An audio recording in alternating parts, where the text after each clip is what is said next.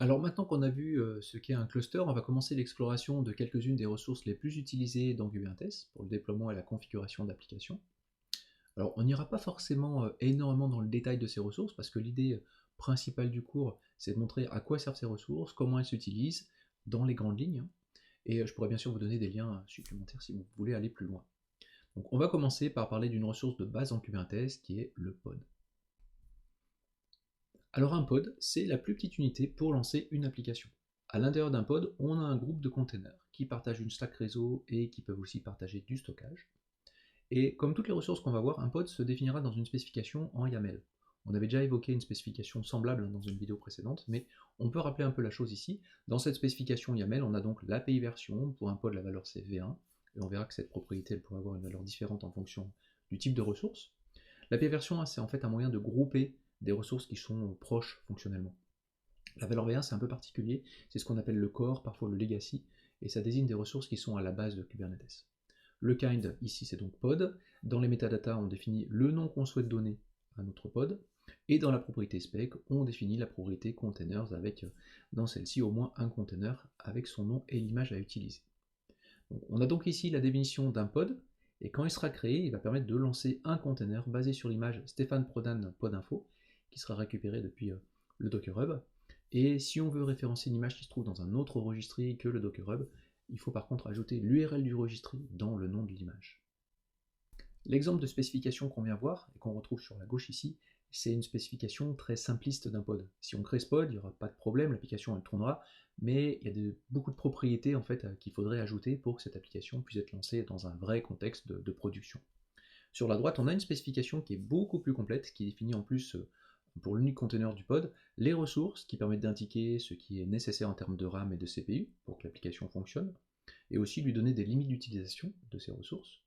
On a les liveness et readiness probes, qu'on peut traduire par des sondes, c'est ce qui permet à Kubernetes de vérifier l'état de santé de l'application et de prendre des actions correctives si nécessaire, si l'application n'est pas en bon état de santé. On a aussi la propriété Security Context, qui permet de s'assurer que l'application qui tourne dans le container est bien cloisonnée en termes de sécurité. Par exemple, on peut imposer que le système de fichiers du container soit en lecture seule, on peut également s'assurer que le process ne tourne pas avec les droits routes, ce qui pourrait être critique d'un point de vue sécurité. Et il y a plusieurs propriétés à connaître dans les security contexts, vous les trouverez dans les commentaires liés à cette vidéo. Ce que je veux mettre en évidence ici, c'est que pour découvrir comment ça marche un pod, hein, comment lancer une application dans un pod, c'est très simple de partir de spécifications qui sont assez simplistes, hein, comme celle de gauche, mais dans la vraie vie, il faudrait aller plus loin pour notamment s'assurer que nos applications elles tournent de façon sécurisée, et aussi en tirant parti des fonctionnalités de Kubernetes qui permettent de corriger automatiquement les défaillances possibles des applications. Voilà, on en sait un petit peu plus sur les pods et on va voir comment les manipuler en utilisant des commandes kubectl. Donc la façon propre de créer une ressource, pod ou autre, hein, c'est d'utiliser un fichier YAML qui contient la spécification de la ressource en question. Et une fois qu'on a créé ce fichier, donc il faut juste l'envoyer à Kubernetes avec un kubectl apply-f suivi du chemin d'accès au fichier. Pour aller plus vite, on pourra par contre parfois utiliser l'approche impérative qui permet de créer une ressource sans utiliser de spécification. Donc c'est pratique, mais c'est pas l'approche qu'on utilisera pour lancer des applications dans un contexte de production. En production, on écrit des spécifications YAML et on les garde dans un repository Git. Donc pour la création d'un pod, on peut donc utiliser l'approche impérative si on veut avec la commande kubectl run qui sera suivie du nom du pod et de l'image à utiliser. On peut ensuite lister des pods et regarder le détail de la spécification d'un pod avec kubectl get. Les propriétés principales d'un pod, elles peuvent être obtenues avec un kubectl describe suivi du type de la ressource, ici pod, et du nom du pod en question. On peut aussi voir les logs de l'application qui tourne dans le container d'un pod avec kubectl logs. C'est aussi possible de lancer un process dans le container d'un pod. Par exemple, on peut lancer un shell avec la commande kubectl exec-ti, suivi du nom du pod puis de la commande qu'on souhaite lancer dans le container en question. Enfin, on peut supprimer un pod avec kubectl delete, suivi du type de la ressource, donc ici pod, et le nom du pod en question. Donc on verra par la suite que les commandes apply, get, describe ou delete, elles peuvent s'utiliser avec toutes les ressources de Kubernetes et on retrouvera ces commandes par la suite. Alors pour illustrer un peu la chose, j'ai ici un fichier qui définit un pod. Donc ce pod s'appelle db, il a un seul container basé sur l'image Mongo, une base de données NoSQL. Donc l'idée ici, c'est de faire un kubectl apply-f de ce fichier, mongo.yaml. Le pod est créé. Directement, je peux faire un kubectl get pod. Alors, vous verrez que j'utilise un alias. J'ai mis un alias k égale kubectl au lieu de taper kubectl à chaque fois. Et je vois ici effectivement que mon pod DB il est en train de tourner, très bien. Alors je pourrais avoir différentes informations sur ce pod. Vous voyez ici, on a 8 lignes dans la spécification du pod. C'est une spécification vraiment très très simple, mais par contre c'est pas la spécification que connaît Kubernetes, parce qu'en fait, lorsqu'on a lancé cette spécification, lorsqu'on l'a envoyé à l'API Kubernetes, il a ajouté plein de valeurs par défaut, des choses qu'on n'a pas spécifiées nous, et il a ajouté aussi pas mal d'autres choses. Donc je pourrais utiliser par exemple un kubectl get pod, le nom du pod, db, avec un -o YAML pour montrer, pour voir finalement tout ce qu'il y a à l'intérieur de ce vrai objet pod, tel qu'il est connu dans Kubernetes. Et on voit qu'il y a énormément de choses ici, l'adresse IP qui a été associée au pod, il y a vraiment plein de choses.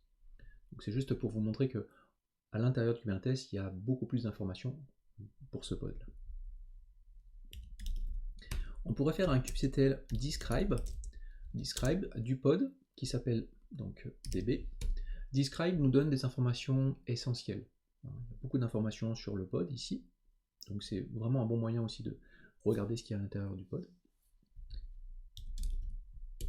On pourrait lancer un shell dans l'unique conteneur du pod avec un kubectl exec -ti pour avoir un shell interactif. On veut lancer le shell dans le pod qui s'appelle donc db et on veut lancer par exemple un sh. Alors, une fois que je suis dans ce sh, je pourrais faire un ps AUX et je verrai effectivement que je suis dans le conteneur qui a lancé Mongo. Autre chose, on pourrait faire un kubectl logs du pod en question, qui s'appelle donc db, et j'aurai tous les logs ici qui sont relatifs au conteneur Mongo. Une fois que j'ai fait ça, je peux faire un kubectl delete. Alors, les commandes get, describe, delete, elles vont s'utiliser de la même façon dans le sens où on va donner le type de la ressource, pod, et le nom de la ressource qu'on veut ici supprimer. Mon pod s'appelle db, il est supprimé. Si je fais un kubectl get pod, je n'ai plus de pod dans mon cluster.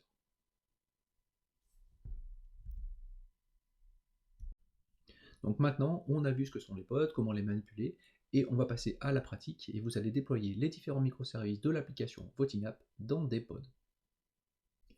Avant de passer à l'exercice, un petit rappel sur l'application Voting App. Donc cette application, elle est composée de 7 microservices qu'on voit ici. On a 2 interfaces web, l'une qui permet de voter entre des éléments et l'autre qui permet de voir le résultat. Et lorsqu'un vote est fait depuis l'interface VoteUI, elle est envoyée dans un microservice vote qui le persiste dans la database Redis. On a un worker, c'est ici un process qui tourne en continu, qui récupère le vote dans Redis et qui l'ajoute au vote dans la database Postgre. Donc le microservice result, il va récupérer les votes dans Postgre et via une WebSocket, il va mettre à jour l'interface ResultUI. Ce que vous allez faire dans un premier temps, ça va être de définir la spécification d'un pod pour chacun des microservices, et lorsque vous allez lancer l'ensemble de ces spécifications, vous verrez que l'application ne sera pas encore tout à fait fonctionnelle, on ne pourra pas accéder aux interfaces web et les différents microservices ne pourront pas vraiment communiquer les uns avec les autres, et ce comportement, vous verrez, c'est normal, et dans la prochaine vidéo, on abordera la notion de service qui, avec les pods, vous permettra d'avoir une application fonctionnelle. Donc voilà le lien vers l'exercice qui vous permettra de lancer la Voting App dans des pods. À vous de jouer.